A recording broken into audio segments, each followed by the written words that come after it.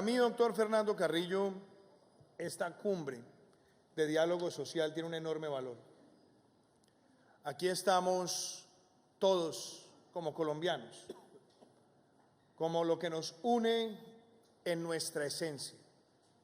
Estamos acá porque tenemos el propósito común de ver a nuestro país progresar.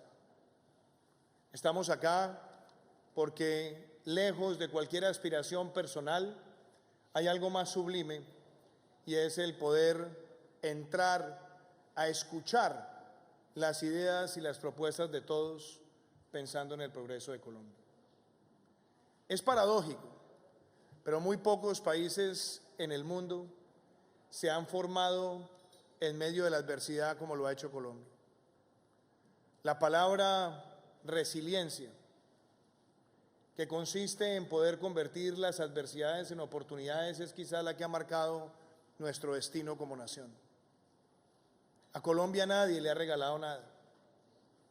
Ha sido un país forjado en una geografía agreste y compleja, pero que ha demostrado que en medio de esas vicisitudes geográficas brotan y surgen airosas y vigorosas ciudades que se han constituido en ejes de admiración y competitividad regional e internacional. Ha sido un país agobiado constantemente por la violencia,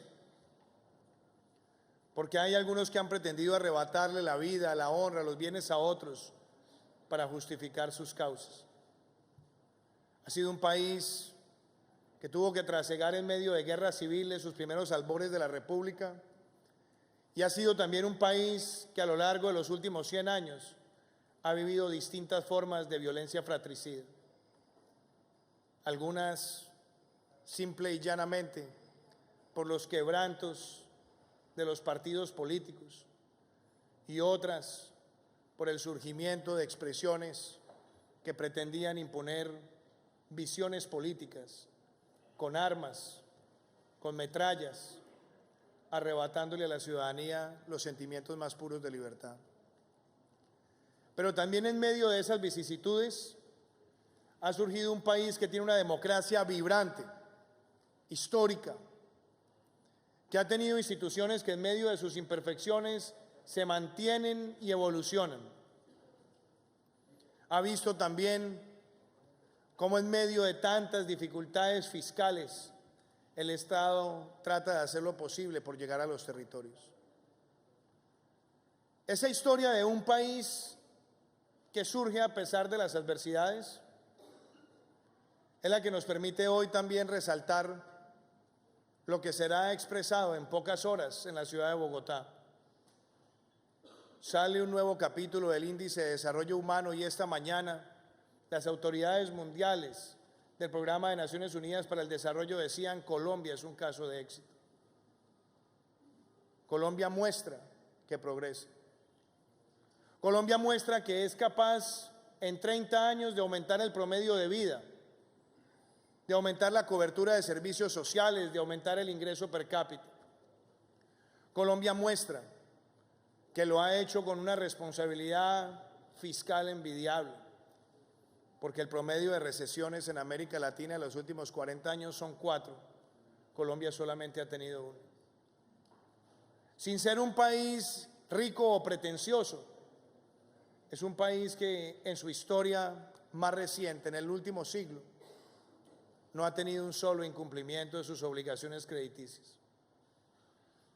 Colombia es un país que en los últimos 30 años pasó de ser visto como un país en riesgo institucional a ser hoy visto como un país respetado en muchos lugares del orbe. Pero reconociendo todos esos éxitos, también seguimos teniendo un país con grandes brechas, con brechas sociales profundas, que no se cierran con discursos, ni por decreto, ni por presiones, que cerrarlas requiere que todos los que están alrededor de esta mesa, representando acá a todo un país en sus distintas esferas, tengan un propósito común. Nadie le pide a Colombia que cesen las diferencias políticas, Nadie le pide a Colombia que cesen las divergencias ideológicas, pero lo que sí se le pide a Colombia es que en medio de la diferencia existe la posibilidad de construir. Yo vengo hoy acá como presidente de la República y, como lo dice nuestra propia Constitución, a ejercer este humilde uso de la palabra como símbolo de la unidad de un país. Porque el presidente nunca se sitúa en la condición de adversario de ningún ciudadano. El presidente lo que busca es escuchar al prójimo, escuchar las distintas expresiones del territorio, de los distintos grupos, pero al mismo tiempo invitar a la construcción colectiva. Y yo creo que ese es el sentido más importante de mi presencia en esta instalación.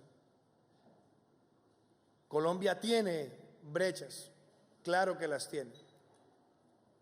Hace un año, cuando empecé la presidencia, hace 15 meses, dije con claridad que cerca de 1 millón de colombianos no conocían la luz eléctrica, que cerca de 232 municipios del país no tienen la calidad del agua necesaria para prevenir estructuralmente las enfermedades transmisibles. Dije que teníamos regiones del campo donde no existen las conectividades necesarias para sacar los productos y mejorar los ingresos de manera sostenible. Le planteé al país que teníamos una brecha profunda en materia de educación, sobre todo con las zonas rurales, donde el promedio de escolaridad, a pesar de los avances, no supera los 5.4 años, mientras en la ciudad son 9.6 años. Le dije al país que teníamos brechas grandes en materia de calidad y en materia de número de viviendas para las familias más vulnerables, que en las zonas rurales de Colombia la cobertura pensional pareciera para muchos una ilusión producto de la informalidad. Y por eso le planteé al país una agenda de equidad, que no es caprichosa, que no viene producto de simplemente la elucubración individual del gobernante, sino de un largo proceso de diálogo social que empezó hace 4 años recorriendo el territorio y que he querido invitar a todos a construirla colectivamente. Y puedo decir que hay un plan de desarrollo en ejecución que se llama Pacto por Colombia, Pacto por la Equidad, que contó con la participación de muchos sectores representados aquí, de los sectores políticos, que tiene como premisa invertir en cerrar las brechas sociales de Colombia. Porque yo no creo que duplicar la jornada única en nuestro país sea un asunto de truculencia política. Esa es la meta, pasar del 12 al 24% dentro de la responsabilidad fiscal, que siempre será para nosotros y para todos un limitante, pero no un obstáculo. Por eso las grandes reformas de nuestro país no se dan de un día para otro, ni con varitas mágicas, sino son procesos graduales, vigorosamente evolutivos. Por eso nosotros planteamos tener cobertura de atención integral para la primera infancia, pasando de 1 a 2 millones de niños, lo cual creo que tampoco debe suscitar mayor controversia. O que nosotros busquemos la pertinencia educativa en momentos donde la cuarta revolución industrial puede también generar amenazas para el país. Por eso nos estamos preparando, por eso queremos la doble titulación, por eso hoy hay 143.000 jóvenes que ya tienen esa oportunidad de graduarse en una mano con el título de bachiller y en la otra con el título de técnico. Y por eso recién empezado nuestro gobierno, cuando propusimos el mayor presupuesto para la educación, escuchamos las voces claras de muchos ciudadanos, jóvenes, estudiantes, rectores y maestros que querían dar un paso más. Por eso la instrucción mía a los compañeros de gabinete es: el gobierno no está en pugilatos, sino en construcción colectiva. Y a partir de ahí se dieron pasos que hoy son monitoreados por la Defensoría del Pueblo y que muestran el anhelo de tener más jóvenes llegando a la educación superior de Colombia, lo cual tampoco debe suscitar ninguna truculencia política, porque si no es capaz de unirnos a todos mayor cobertura y mayor calidad educativa, entonces no habrá nada más que nos pueda unir.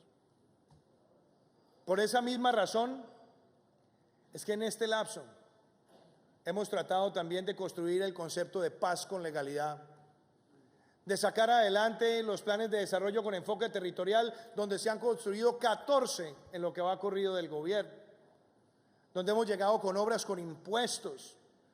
Estamos próximos a inaugurar la obra 600 dentro de los programas de desarrollo con enfoque territorial. Hemos lanzado el catastro multipropósito. Hemos puesto en marcha iniciativas productivas que han crecido más de 6 veces frente a lo que se encontró cuando empezó hace un año el gobierno. Pero cuando hablamos de legalidad, apreciados amigos, y lo decía usted, señor procurador, es el rechazo total y absoluto de la violencia. Porque si queremos construir un país distinto y nuevo, un país que rechace totalmente la violencia, es el principal anhelo a construir.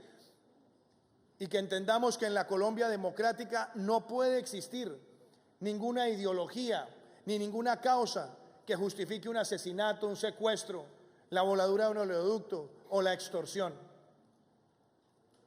Quienes han tomado el camino acertado de la legalidad y han rechazado el camino equivocado de la violencia deben ser acompañados por el pueblo colombiano para el éxito de su proceso de reintegración a una sociedad ávida de rechazar para siempre cualquier expresión armada que trate de limitarle a los ciudadanos sus libertades. Esa es la idea que nosotros hemos querido plantear, acompañada también de corregir los problemas que han envejecido mal, porque muchas de estas brechas se han profundizado, porque hemos dejado que los problemas evolucionen en detrimento de las propias capacidades del Estado. Por eso los consensos deben estar en una salud de calidad, en buscar las herramientas para, con las vías terciarias, sacar a muchos municipios del aislamiento geográfico. Por eso también en los grandes consensos del país debe estar poder llegar con titulación a los lugares más apartados del territorio, y en estos 16 meses 500.000 hectáreas han sido incorporadas a un banco de tierras y 300.000 en titulación, acordes con las metas de mediano plazo. Yo menciono todo esto simplemente como ejemplo, porque no se trata de hacer una larga lista de conquistas o de aciertos. Todos los gobiernos de Colombia tienen el deseo de acertar. Pero hoy tenemos un llamado mucho más grande.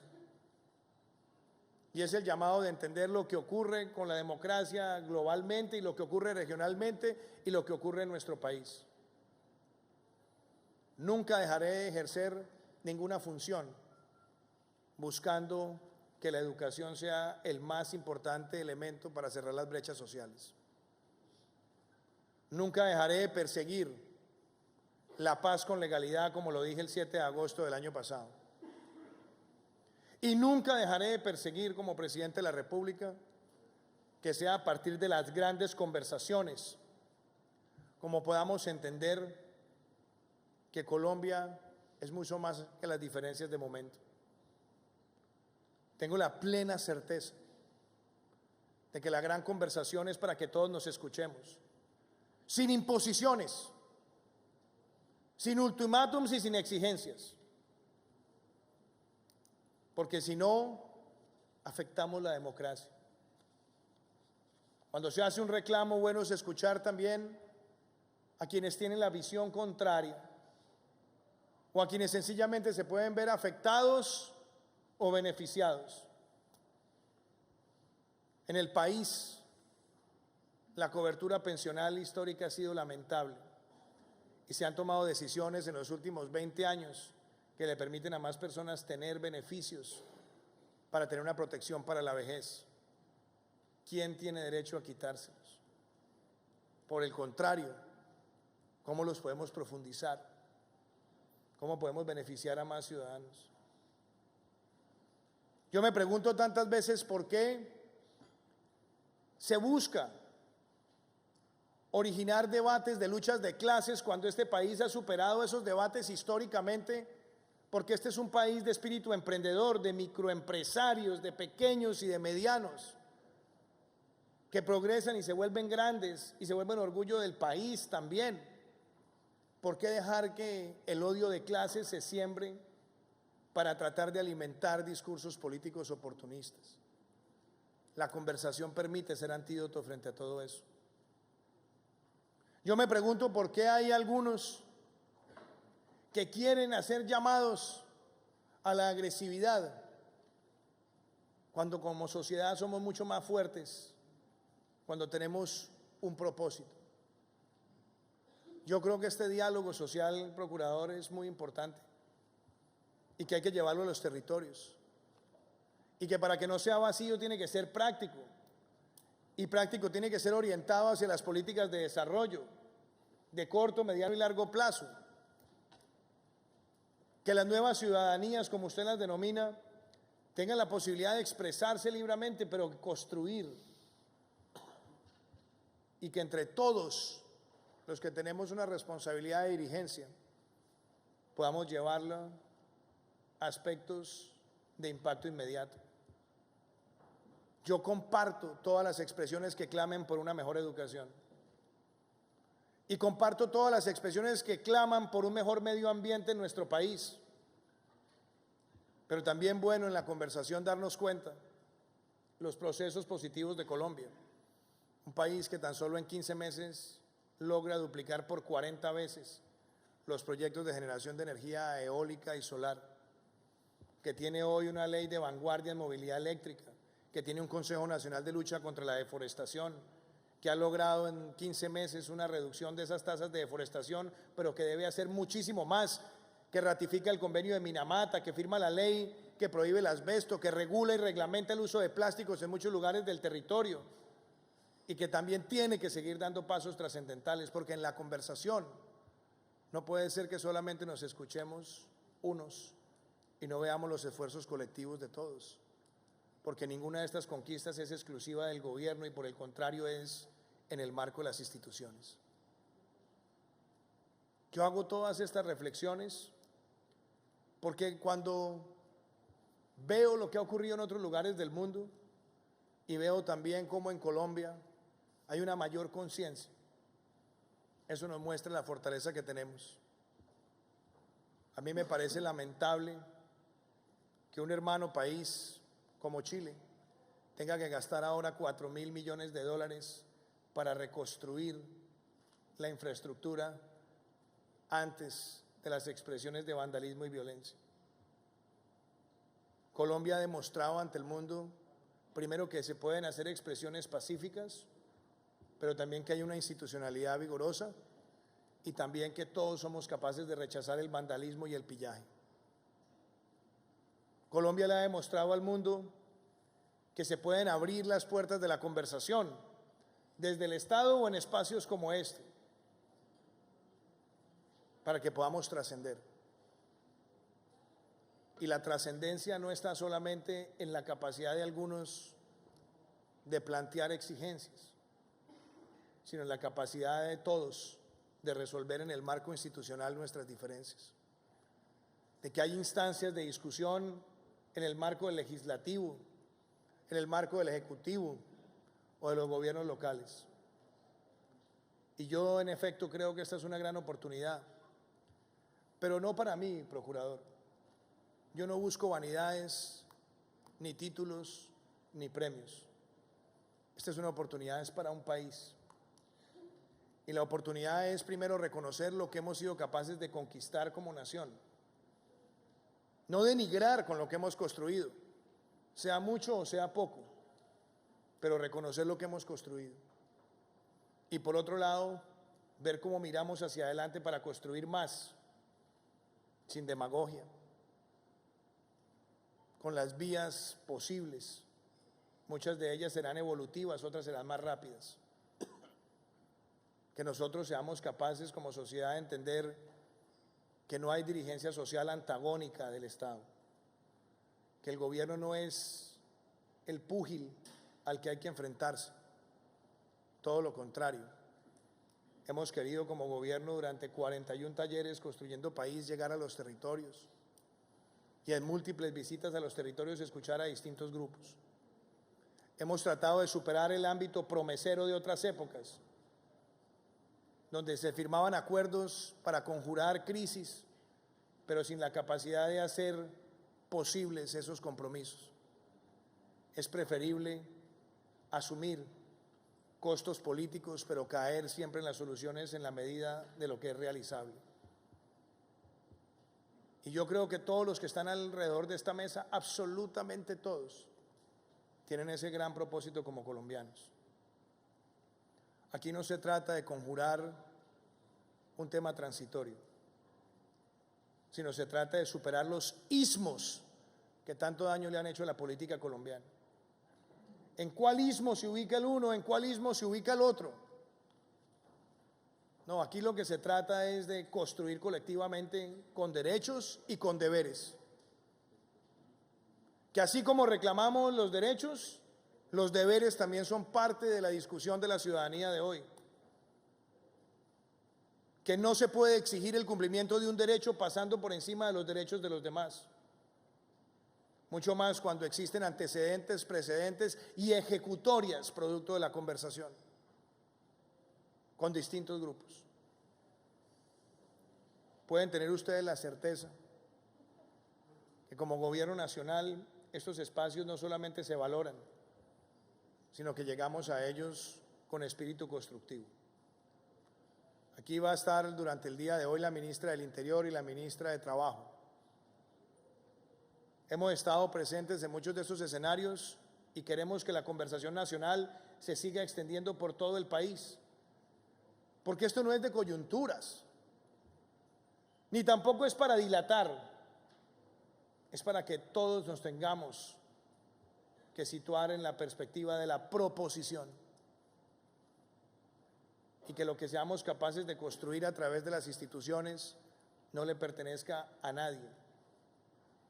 Estos no son espacios para las vanidades presidenciales, ni para liderazgos individuales, ni para candidaturas emergentes, posibles, futuras o inmediatas.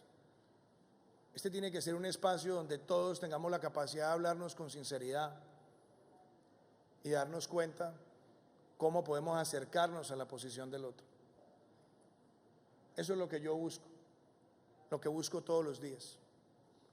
No hay un solo día en el que me levante sin nada distinto a querer acertar en beneficio de los colombianos. Y es cierto, falta mucho. Llevamos apenas 16 meses en el ejercicio del gobierno de 48.